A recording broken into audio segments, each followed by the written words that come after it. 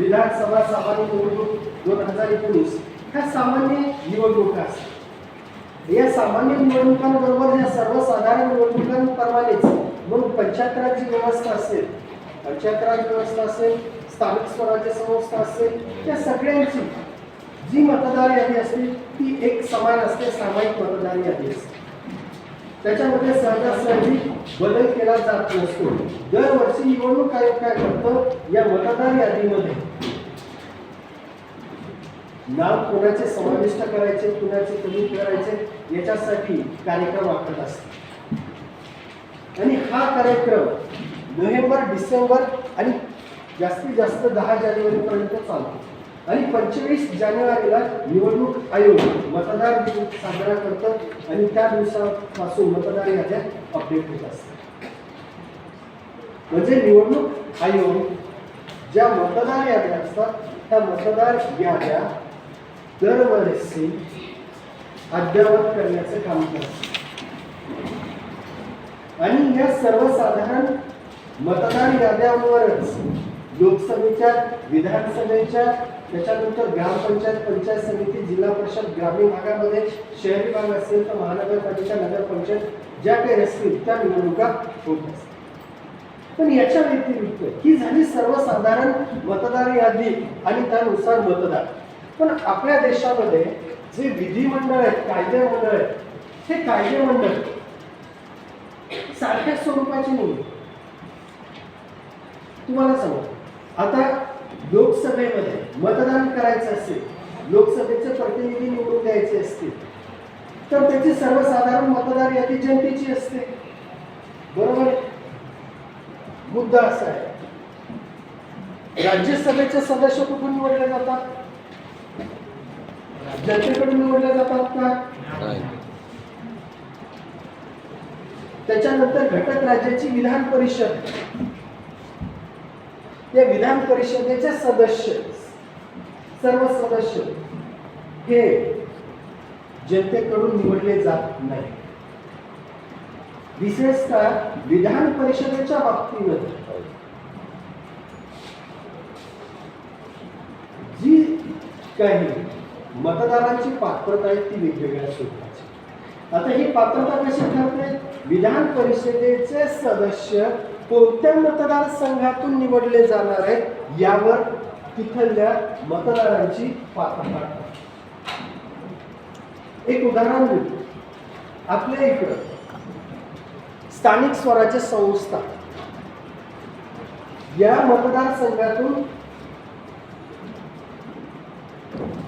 विधान परिषदेसाठी एक सदस्य निवडला जातो, म्हणजे अकोला, वाशिम, यवतमाळ, बरोबर आहे? या मागच्या वर्षी निवडणूक झाली होती, गोपीकिशन बाजूला पडली त्या निवडणूक। मग या स्थानिक स्वराज्य संस्थांवर ज्या निवडणूक आहे याच्यामध्ये जे मतदार आहेत, मग हे मतदार सामान्य नागरिक आहेत का? ज्याला वयाची 18 वर्ष पूर्ण झाली ते नाही।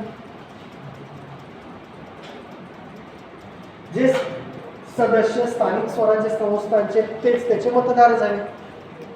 म्हणजे मग सर्व मतदार हे सारखे येतात का? नाही।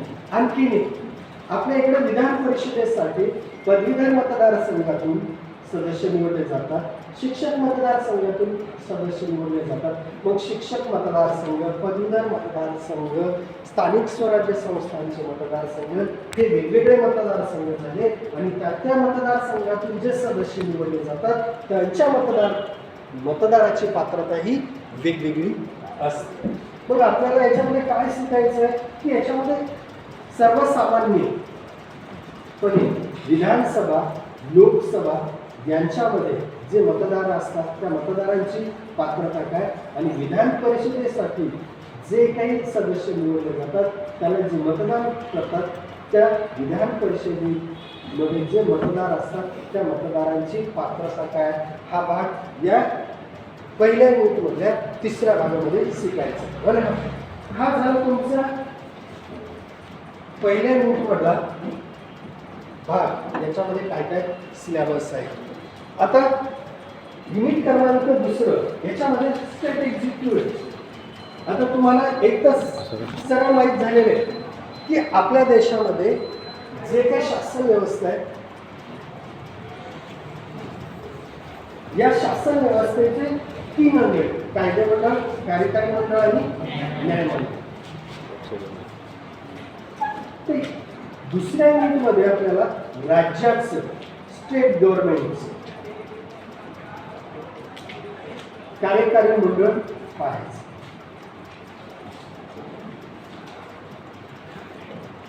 जे नवीन असतं त्याला लवकर समजलं.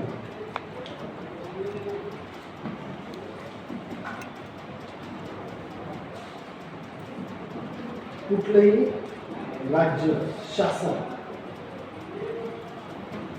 जे असतं हे परस्पर ताळमेळातून चालतं. परस्पर ताळमेळ कसा साधायचा, काय साधायचा, हा त्याच्या राष्ट्राचा प्रश्न असतो. राष्ट्र उभं राहील, राज्य निर्माण झालं की शासन आलं. राष्ट्र राज्याला की शासन आलं. राज्याचा आवश्यक घटक शासन व्यवस्था. राज्य निर्माण होण्यासाठी 4 गोष्टी लागतात. एक, विशिष्ट भूप्रदेश लागतो, लोकसंख्या लागते, शासन लागतं आणि दुसरं आहे सार्वजनिक सार्वभौमत्व. सार्वभौमत्व म्हणजे तो इतर राष्ट्रापासून, प्रभावापासून स्वतंत्र असला पाहिजे, स्वायत्त असला पाहिजे. ह्या 4 गोष्टी असल्या की राष्ट्र किंवा राज्य उभं राहतं. मग राज्यासाठी आवश्यक घटक कोणता? शासन. पण शासन कुठल्या प्रकारचंही असू द्या, पण शासन आवश्यक आहे.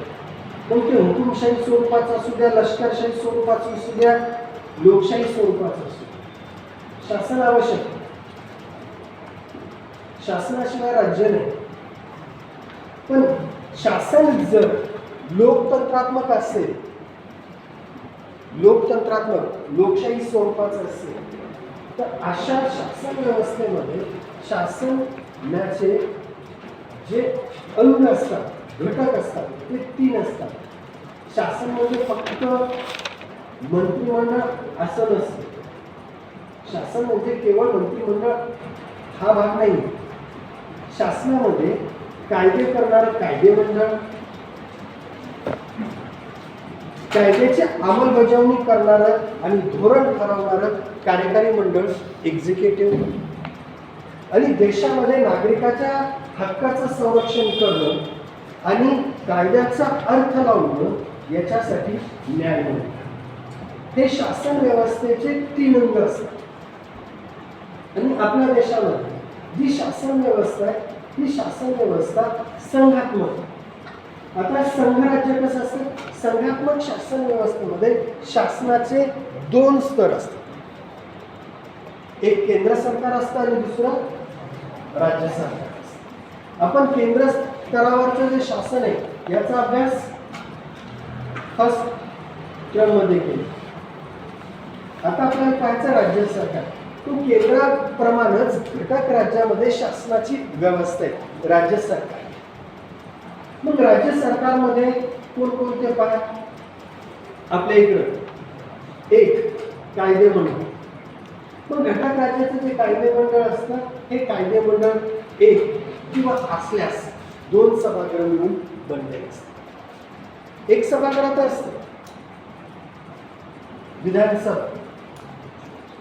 आणि असेल तर विधान परिषद मिळून कायदेमंडळ बनलेलं असतं. आणि या कायदेमंडळाला जे राज्य सूचीतले विषय आहेत 66, आता 61, या राज्य सूचीतल्याच विषयावर कायदा करण्याचा अधिकार असतो. एक गोष्ट लक्षात घ्यायची, आपल्या देशामध्ये संविधानाची जी 7वी अनुसूची आहे, या 7व्या अनुसूचीवर सत्तेचं विभाजन केले. काही विषय केंद्र सरकारलाच दिले, काही विषय केंद्र सरकारला, त्याला आपण केंद्र सूची म्हणतो. काही विषय राज्य सरकारला, त्याला आपण राज्य सूची म्हणतो. आणि काही विषय केंद्र आणि राज्य याला आपण समवर्ती सूची म्हणतो. हे कशासाठी केलं? केंद्र आणि राज्य याच्यामध्ये कुठल्याही प्रकारचा वाद कामावरून होऊ नये यासाठी सत्तेची विभागणी ही संघ राज्यामध्ये आवश्यक असते. केंद्र सरकारने केंद्र सूचित विषयावर कायदे करावे, राज्य सरकारनं राज्य सूचित विषयावर कायदे करावे. एकमेकांना परस्परांच्या अधिकार क्षेत्रामध्ये हस्तक्षेप करायचा नाही. आणि जर असा हस्तक्षेप झाला तर ज्या सरकारनं कायदे केले असतील, केंद्र सरकारनं करू द्या किंवा राज्य सरकारनं करू द्या, जर असे कायदे केले म्हणजे केंद्र सरकारनं राज्य सूचीवर केला किंवा राज्य सरकारने केंद्र सूचीवर कायदा केला तर अशा सरकारची कृती कार्यवाही ॲक्शन ही अनकॉन्स्टिट्युशनल म्हणजे घटनाबाह्य होत असते. आणि कुठल्याही सरकारनं कुठलीही कृती कायदा जर घटनाबाह्य केली तर सर्वोच्च न्यायालयाची कृती कायदा रद्द करत असते. म्हणून आपण आपल्या सर्वोच्च न्यायालयाला न्यायालयीन पुनर्विलोकनाची सत्ता दिली. केंद्र सरकारनं किंवा राज्य सरकारनं केलेले कायदे जर घटनाबाह्य असतील तर ते रद्द ठरवण्याचा जो अधिकार असतो त्याला आपण न्यायिक परीक्षण म्हणतो, तर न्यायालयीन पुनर्विलोकन म्हणतो, ज्युडिशियल रिव्ह्यू म्हणतो. म्हणजे ही संविधान निर्माणकर्त्यांनी जी व्यवस्था केलेली आहे ही व्यवस्था बरोबर लावून ठेवलेली आहे. प्रत्येक सरकारनं आपापल्या अधिकार क्षेत्रामध्येच काम करायचं, अधिकार क्षेत्राच्या बाहेर जाऊन काम नाही करायचं. जर अशी कृती केली तर संविधान जे असतं या संविधानाच्या कुठल्याही कलमाचा जो असतो कलमाचं काय होत असतं त्याला आपण म्हणतो उल्लंघन होत असतं. मग आणि जगामध्ये भारतामध्ये किंवा जगामध्ये कुठल्याही देशाचा राज्यकारभार जो चालतो ना तो संविधानानुसार चालतो, संविधानाच्या वर कोणीच नाही. कारण जितक्या काही देशामध्ये घटनात्मक संस्था निर्माण झाल्या त्या सगळ्या संविधानापासून निर्माण झाल्या. म्हणजे कायदेमंडळ, संसद असेल, लोकसभा असेल, राज्यसभा असेल, पंतप्रधान असेल, राष्ट्रपती असेल, राज्यपाल असेल किंवा मुख्यमंत्री, हे सगळे संविधानातल्या तरतुदीमुळे. आणि म्हणून त्याच्यापेक्षा कोणी वर नाही, संविधानापेक्षा कुणी श्रेष्ठ नाही. म्हणून इतकंच नाही, राष्ट्रपती हा देशाचा सर्वोच्च प्रमुख असतो आणि राष्ट्रपतीला फक्त एका कारणासाठी पदावर दूर केलं जाऊ शकतं, ते म्हणजे त्यानं घटनात्मक प्रक्रियेचं उल्लंघन केलं असेल तर. याच्या व्यतिरिक्त इतर बाबी लक्षात घेऊन त्याच्यावर महाभियोग लावता येत नाही. म्हणजे संविधानाचं एक एक कलम, एक एक गोळ महत्वाचे असते. आता ही संघात्मक व्यवस्था आपण जी निर्माण केली, या संघात्मक व्यवस्थेमध्ये राज्य सूचीवर कायदा करण्याचा अधिकार पूर्णतः राज्य सरकारला असतो. आणि म्हणून राज्य काही बाबतीमध्ये त्यांच्या अधिकार क्षेत्रामध्ये ते निर्णय घेण्यासाठी स्वायत्त आहे, स्वतंत्र आहे.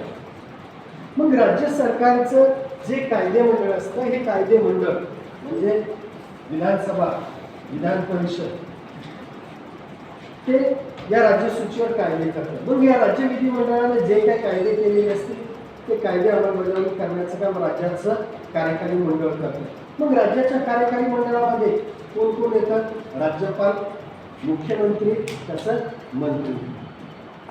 याचा समावेश राज्याच्या कार्यकारी मंडळामध्ये होतो. आणि याचाच विचार आपल्याला या दुसऱ्या युनिटमध्ये करायचा.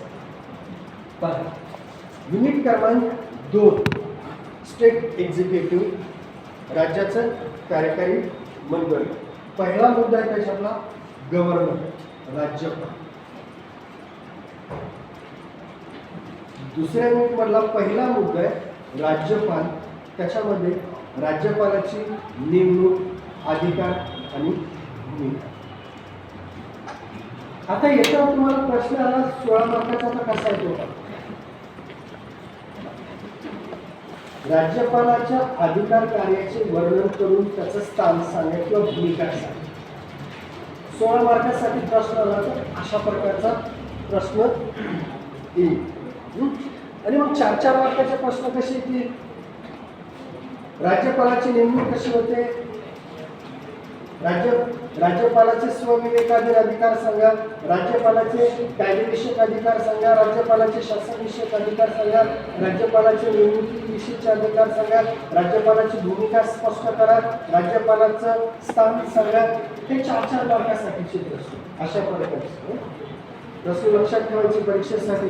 मग सर्वांचा प्रश्न सांगा. आता याच्यामध्ये नेमकं आपल्याला पाहायचं काय, कोणकोणता भाग. राज्यपाल हा घटक राज्याचा प्रमुख. आता मी तुम्हाला एक प्रश्न सोडतो, राज्यपाल श्रेष्ठ की राष्ट्रपती श्रेष्ठ? पहिले ऐकून घ्या. पदाच्या बाबतीत नाही बोलायचं, पदाच्या बाबतीत बोलायचं नाही. सत्तेच्या बाबतीमध्ये कोण श्रेष्ठ, राज्यपाल की राष्ट्रपती?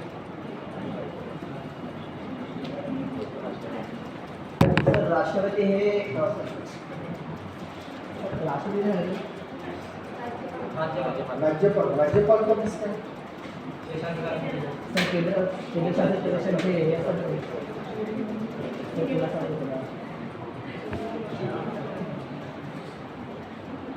राज्यपाल श्रेष्ठ, ठीक आहे. राज्यपाल अधिकाराच्या बाबतीमध्ये श्रेष्ठ कसं मग ते यायला पाहिजे.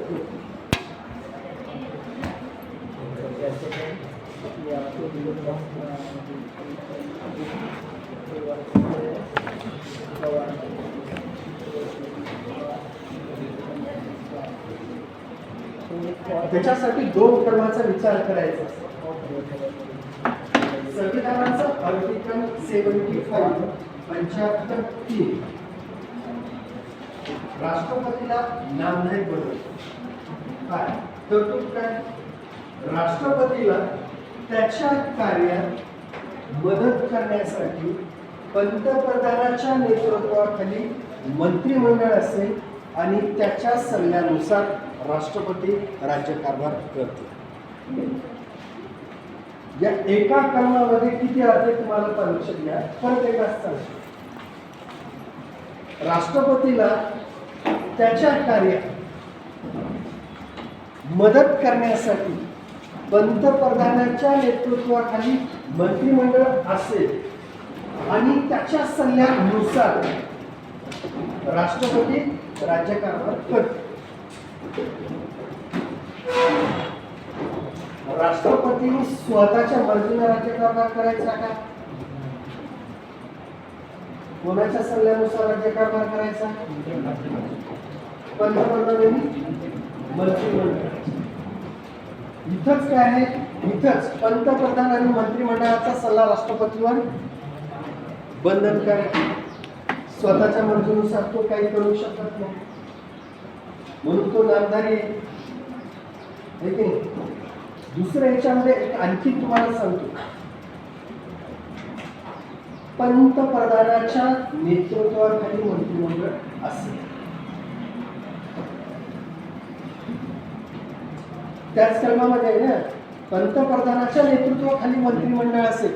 पंतप्रधानाचं नेतृत्व नसेल तर मंत्रिमंडळ असेल काय? म्हणून तुम्ही म्हणता पंतप्रधानाचा राजीनामा म्हणजे मंत्रिमंडळाचा. पंतप्रधानाच्या नेतृत्वाशिवाय मंत्रिमंडळ नसतं. आता बघा, संविधानाचे 163 कलम काय? 163 हे राज्याच्या राज्यपालाच्या बाबतीमध्ये.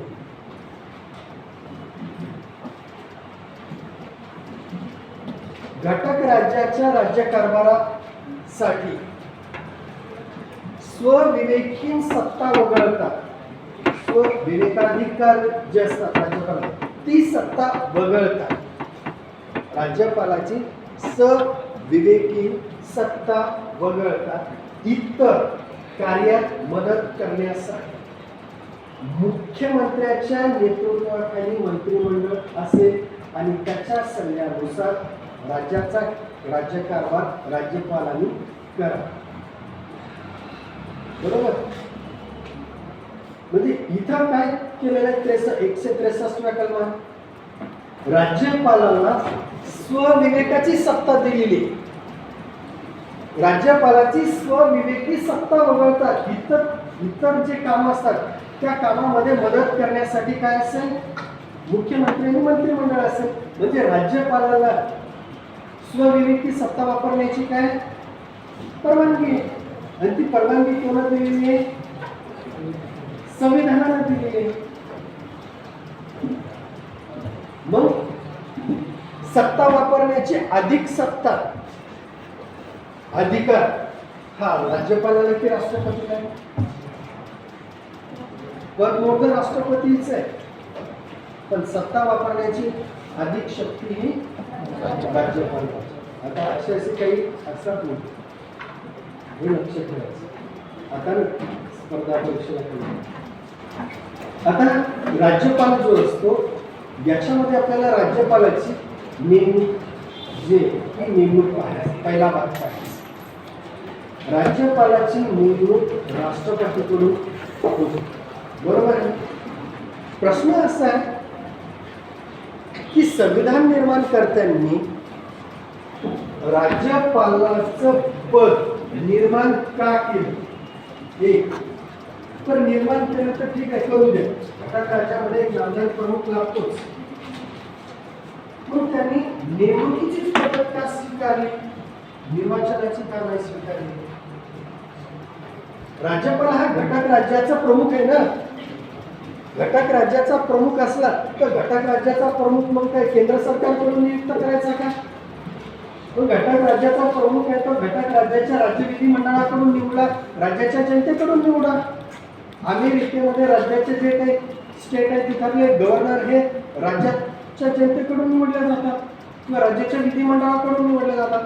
मग भारतामध्ये ती पद्धत का स्वीकारली नाही. राज्यपालाची नेमणुकीची पद्धत जी आहे राष्ट्रपतीकडून ती का स्वीकारली. हा एक भाग याच्यातला पाहायचा. एक मग राज्यपालाची नेमणूक झाल्याच्या नंतर मग बाकीच्या राज्यपालाच्या संदर्भातल्या त्याची पात्रता काय, त्याचा कार्यकाल काय आणि राज्यपालाच्या बाबतीमध्ये असलेले विवाद. राज्यपालाचं पद भारतीय संघ राज्यामध्ये विवादास्पद. पण हे पद विवादास्पद काय, त्याचे अनेक कारणे आहेत. एक पहिलं म्हणजे राज्यपालाच्या नेमणुकीवरूनच पहिला वाद होतो. पहिला जो वाद होतो हा राज्यपालाच्या नेमणुकीवरून होत असतो.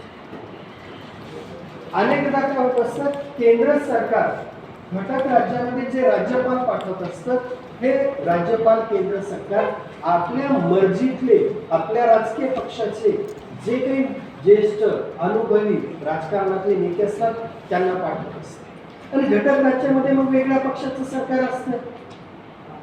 मग ह्या वेगळ्या पक्षाचं सरकार आणि केंद्रामध्ये वेगळ्या पक्षाचं सरकार म्हणून राज्यपाल आणि मुख्यमंत्र्याचं पटत नाही.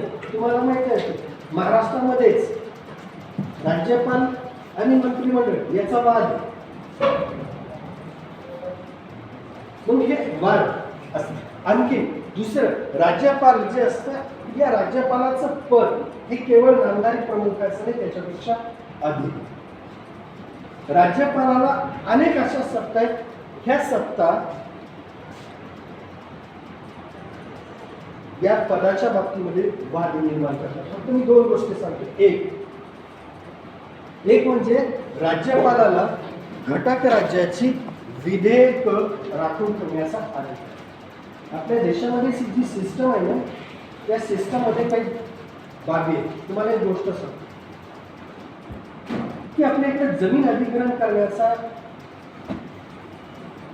जी बाब आहे ही बाब राज्याच्या अखत्यारीमध्ये, कारण राज्य सरकार कडच जमिनीचा विषय, जमीन महसूल, जमिनीचं मोजमाप हे सगळे विषय हे राज्य सरकार. अनेकदा काय होत असतं की जे सार्वजनिक उद्योग असतात या सार्वजनिक उद्योगासाठी या सार्वजनिक हितासाठी केंद्र सरकारला जमिनीचं अधिग्रहण करावं. मग केंद्र सरकार राज्य सरकारला सांगते की बाबा आम्हाला अशा प्रकारची जमीन लागते आणि ह्या जमीन अधिग्रहण करण्याची प्रक्रिया तुम्ही सुरू करा. मग जमीन अधिग्रहण करण्यासाठी केंद्र सरकारचे प्रस्ताव असतील, राज्य सरकारचे प्रस्ताव असतील, तर संविधानामध्ये एक तरतूद आहे, कुठल्याही व्यक्तीची संपत्ती जर अधिग्रहित करण्यासंदर्भातलं विधेयक असेल राज्य विधिमंडळातलं, ते राज्य विधिमंडळानं पास केलेलं विधेयक एखाद्या व्यक्तीची संपत्ती ताब्यात घ्यायची असेल, त्याच्या संदर्भातलं विधेयक असेल तर अशी विधेयक राज्याच्या विधिमंडळाने म्हणजे विधानसभा, विधान परिषद आणि पास केल्याच्या नंतर राज्यपालाला ती राष्ट्रपतीच्या संमतीसाठी राखून ठेवावी लागते. असे अनेक विषय, आंतरराज्य व्यापारावर प्रतिबंध घालायचे असेल ते विधेयक असेल राष्ट्रपतीच्या स्वाक्षरीसाठी राखून ठेवावं. मग अनेक विषय राज्याचे असतात, मग काही आणि एखादं विधेयक राष्ट्रपतीच्या संमतीसाठी राखून ठेवायचं आहे की नाही हा विषय राज्यपालाचा आहे. मग राज्यपालाने एखादे विधेयक राष्ट्रपतीच्या संमतीसाठी राखून ठेवलं आणि राष्ट्रपतीने ते नाकारलं की सगळा दोष राज्यपालावर. अनेकदा काय करतात राज्यपाल, जे विधेयक असतं हे विधेयक राष्ट्रपतीकडे लवकर पाठवत नाही. तुम्हाला माहित असेल की दिल्लीचा लेफ्टनंट अरविंद केजरीवालनं अनेक विधेयक या नायब राज्यपालाकडे पाठवली. ती नायब राज्यपालानं केंद्र सरकारकडे पाठवलीच. मग वाद होतो. म्हणून राज्यपालाचं पद हे विवादास्पद आहे. आणि दुसरं म्हणजे राज्यपालाचं पद हे पण केवळ घटनात्मक प्रमुखाचं राहिलेले नाही, हे राजकारणी व्यक्तीच्या सोयीसाठी निर्माण केलेलं पद झालं. आता याचे विषय बरेच आहे की अनेकदा जे सत्तारूढ पक्ष असतात ना, हे सत्तारूढ पक्ष काय करतात की आपला एखादा मोठा नेता असेल आणि मोठा नेता केंद्र सरकारमधला मोठा नेता असेल आणि सार्वत्रिक निवडणुकीमध्ये तो पराभूत झाला की तो मोठा नेता असतो आणि असा पराभूत नेता काय होतो, केंद्र सरकारला गपचूप बसू देत नाही. मग त्याचं राजकीय पुनर्वसन करावं लागतं. राजकीय पुनर्वसन समजते तुम्हाला? म्हणजे निवडणुकीमध्ये पराभूत झाला एखादा नेता आणि त्याला कामच राहिलं नाही राजकीय पक्षात, मग पक्ष काय करत असतो, त्याला कुठली जबाबदारी द्यावी लागते. नाही दिलं तर काय होतं, तो डोक्याला ताप करतो केंद्र सरकारमध्ये. मग केंद्र सरकार विचार काय करतं, याला आपल्या जवळ नकोच, त्याला एखाद्या घटक राज्याचा राज्यपाल देऊन टाकत, तो तिकडच बघ. तो तिकडे गेला तरी तो गपचूप बसत नाही. तुम्हाला एक उदाहरण सांगतो मी लक्षात. 2003चं उदाहरण. दिल्लीचे मुख्यमंत्री मदनलाल खुराना होते, भाजपचे. केंद्रामध्ये वाजपेयीचं सरकार होतं.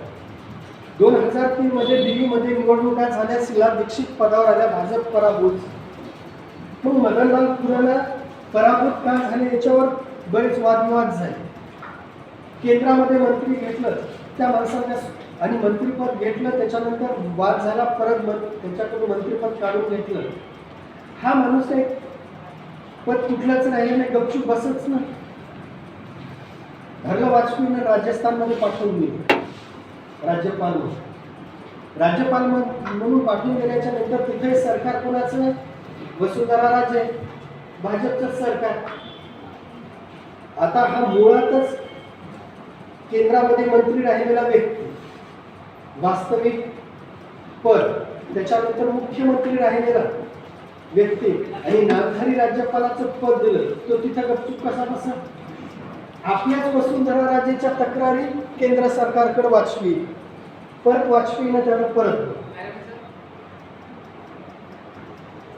अशा काही बाबी असतात आणि हे पद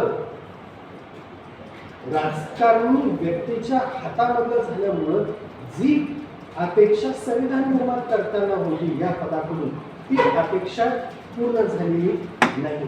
ह्या बाबी असतात नेमणुकीच्या बाबतीमध्ये, त्याच्या भूमिकेच्या बाबतीमध्ये.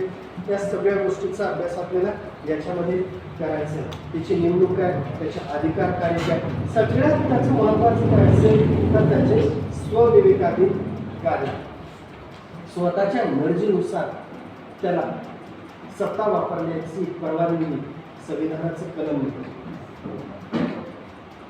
मग त्याला मिळालेले स्वविवेकाधीन अधिकार कोणते याचं स्पष्टीकरण संविधान देत नाही.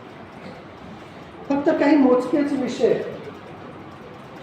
जसं की आपल्या देशामध्ये राज्यपाल जो असतो एक घटक राज्य किंवा त्यापेक्षा अधिक घटक राज्यासाठी एक राज्यपाल असू शकतो.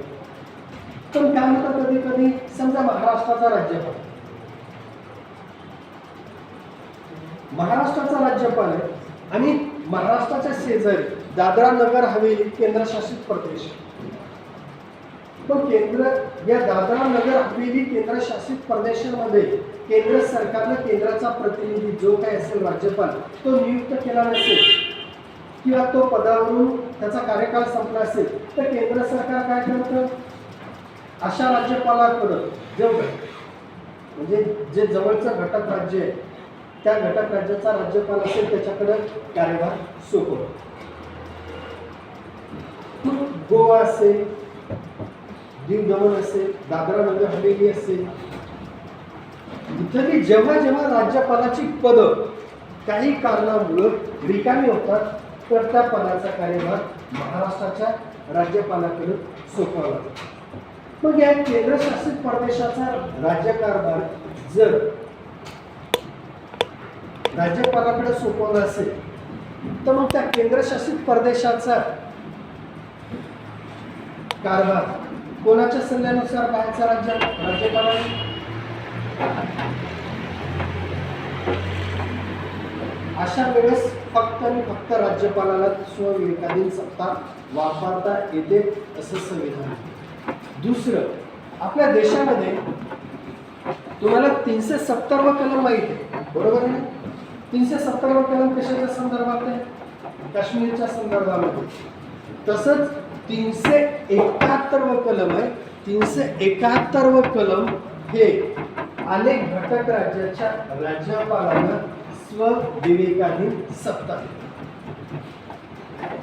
त्याच्यामध्ये महाराष्ट्राचा नंबर सुरू.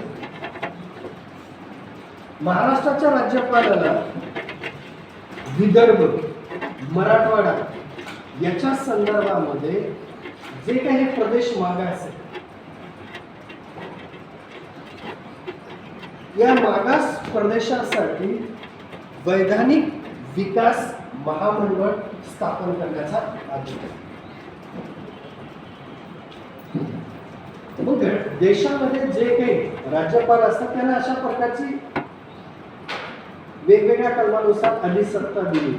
इतकंच नाही, अनुसूचित जमातीचे जे काही विशेष प्रदेश असतात त्या प्रदेशाचा राज्यकारभार करण्यासाठी, म्हणजे मेघालय असेल, नागालँड असेल, मिझोरम असेल, या प्रदेशाचे जे राज्यपाल असतात त्या राज्यपालांना त्याच्या संदर्भामध्ये स्वविवेकाधीन सत्ता दिली.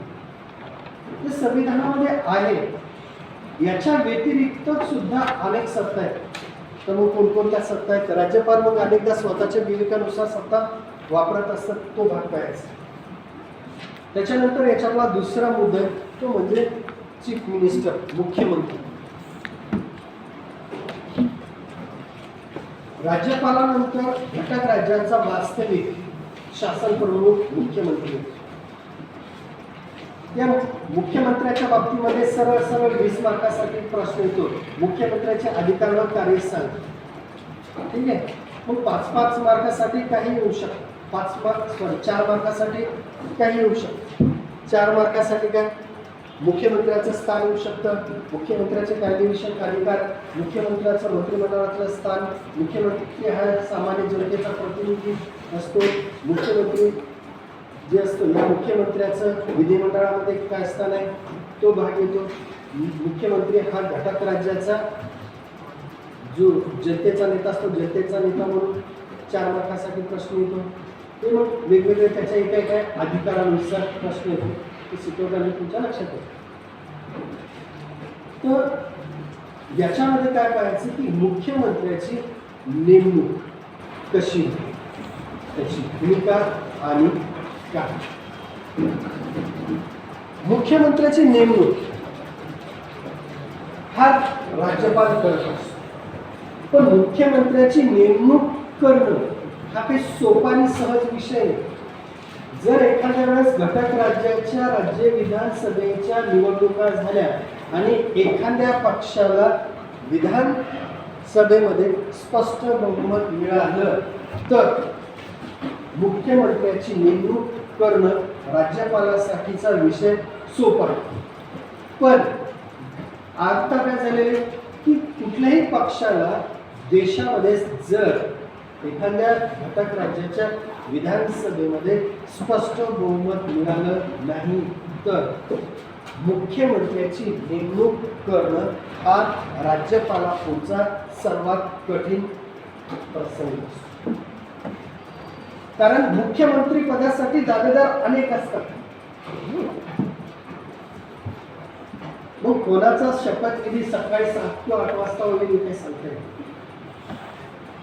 आणि कधी चक्र फिरते आणि आघाडीचं सरकार असेल आणि कोणता मुख्यमंत्री कधी जाईल याचाही भरोसा नसतो. म्हणजे सकाळी मुख्यमंत्री होतात, संध्याकाळी आघाडीच्या सरकारमध्ये काहीच सांगत. आघाडीचं सरकारचं वर्णन तेच आहे, आयाराम गयाराम. मग अशा वेळेस राज्यपालाची भूमिका कळीची असते.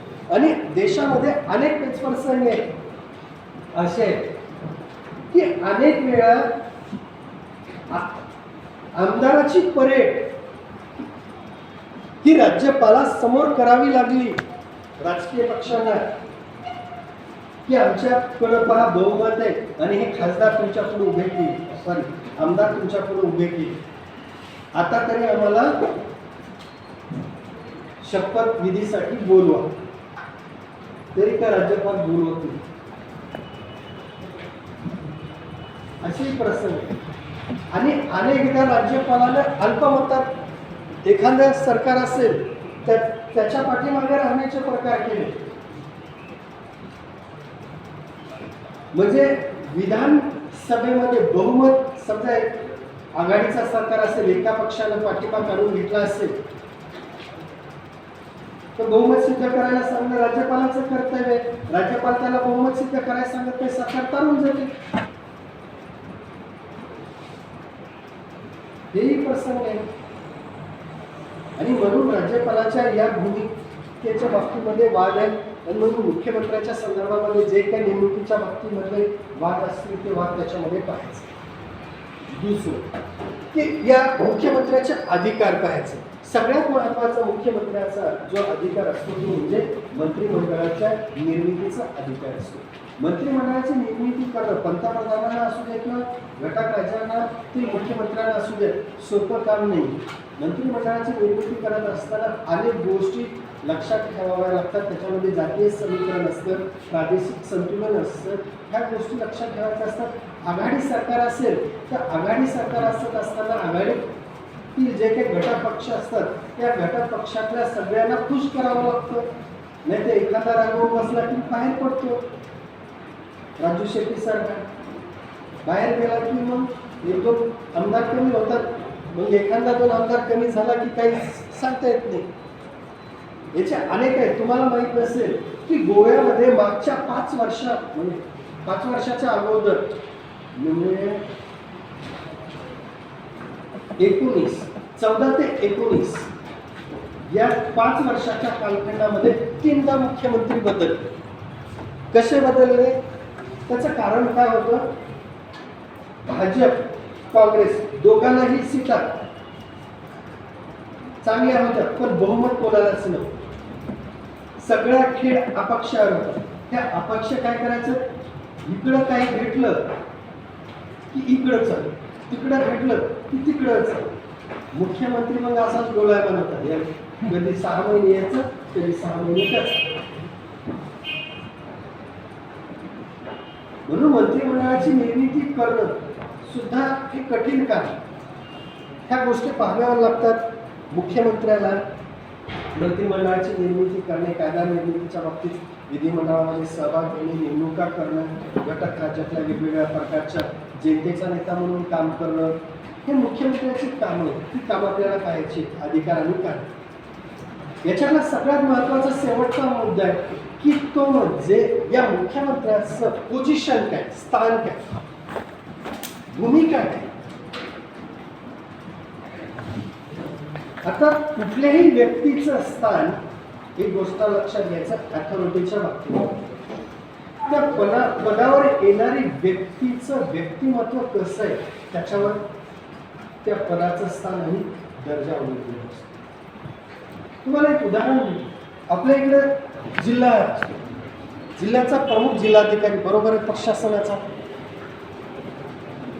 जिल्हाधिकारी हे पद आहे आणि या पदाला लागून अधिकार आहे. व्यक्तीला अधिकार आहेत का? नाही. पदाला आहे. मग पदावर येणारी व्यक्ती त्या अधिकाराचा वापर कसा करते, कोणासाठी करते, याच्यावर ते अवलंबून. आपल्या इकडे अनेक जिल्हाधिकारी श्रीकांत परदेशी येऊन गेले, चांगले कामं करून गेले, आता PMO मध्ये छाप आहे. अनेक जिल्हाधिकारी आले त्याचं नावही आपल्याला माहित नसतं. जिल्हाधिकारी असे आले की ते चांगले काम करून गेले म्हणून आपल्या लक्षात राहील. तसंच मुख्यमंत्र्याच्या बाबतीमध्ये की पदावर येणारी व्यक्ती कशा प्रकारचे, तिनं घटक राज्याला कशा प्रकारचं वळण, त्याचं व्यक्तिमत्व कसं आहे याच्यावर त्याचा स्थान आणि दर्जा ठरतो. म्हणून भारतीय संघराज्यामध्ये, पूर्ण भारताचा विचार करायचा, भारतीय संघराज्यामध्ये अनेक जे मुख्यमंत्री आहेत, या मुख्यमंत्र्याच्या बाबतीमध्ये जो स्थान आणि दर्जा हा वेगवेगळा असलेला आपल्याला दिसून येतो. आता याच्यामध्ये जे अनेक मुख्यमंत्री हे पॉवरफुल राहिले. आता हे पॉवरफुल मुख्यमंत्री कसे, अनेकदा ते पंतप्रधान जे असतात या पंतप्रधानाला सुद्धा विचारत. शक्तिशाली मुख्यमंत्री म्हणजे महाराष्ट्राचंच उदाहरण घ्यायचं असेल की यशवंतराव चव्हाण असेल, त्यावेळेस नेहरू असतील, शास्त्री असतील, यशवंतराव चव्हाणांचा सल्ला ते घेतच आणि यशवंतराव चव्हाणांचा प्रभाव दोघांवरही होता. यशवंतराव चव्हाण महाराष्ट्राचे असतील किंवा नंतरच्या काळामध्ये नरेंद्र मोदी असतील, गुजरातचे मुख्यमंत्री असताना त्यांचाही प्रभाव होता. मोरारजी देसाई असतील, हे त्या त्या घटक राज्यामध्ये शक्तिशाली मुख्यमंत्री होऊन गेले, प्रभावशाली मुख्यमंत्री होऊन गेले. जसं प्रभावशाली मुख्यमंत्री होऊन गेले तसंच काही मुख्यमंत्री विवादास्पद होऊन गेले. विवाद म्हणजे वाद त्यांच्या पाचवीला पुंजलेला, वाद सोडलाच नाही पाठवला. महाराष्ट्रामध्ये बॅरिस्टर अंतुले विवादास्पद मुख्यमंत्री ते पुस्तकामध्ये येतात.